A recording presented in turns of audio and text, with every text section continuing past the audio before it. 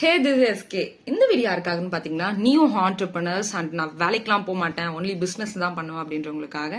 நான் business start பண்ண அப்போ ஒரு 15 days வரைக்குமே எந்த ஒரு ஸ்டூடெண்ட்டும் வந்து ஜாயின் பண்ணவே இல்லை.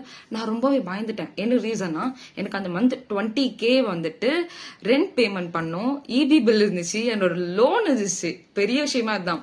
லோன் இருந்துச்சு, ஹெட் ஆஃபீஸ்க்கு பேமெண்ட் பண்ணோம். ஸோ என்னோட 21 வயசுல இவ்வளோ விஷயங்களும் என்னை வந்துட்டு காசு விஷயங்கள் இருக்கும்போது நான் ரொம்பவே பயந்து ரொம்ப டிப்ரெஸ்ட் ஆகிட்டேன். அதுக்கெல்லாம் காரணம் என்னன்னா, நான் ப்ராப்பரான அட்வர்டைஸ்மெண்ட் கொடுக்காதுதான். ஸோ எந்த ஒரு பிசினஸ் பண்றதா இருந்தாலுமே ப்ராப்பரான அட்வர்டைஸ்மெண்ட் ரொம்ப முக்கியமான ஒன்று.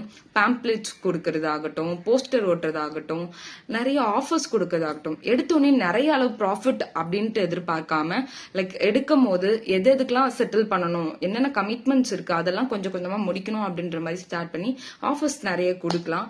அந்த விஷயங்களை எனக்கு கைட் பண்றதுக்கோ இல்லை அட்வைஸ் பண்றதுக்கோ யாருமே கிடையாது. நிறைய ஆண்டர்பிரினர்ஸ் இப்போ வளரணும்னு சொல்லிட்டு நிறைய பேர் நினைச்சிட்டு நிறைய பேர் வரீங்க.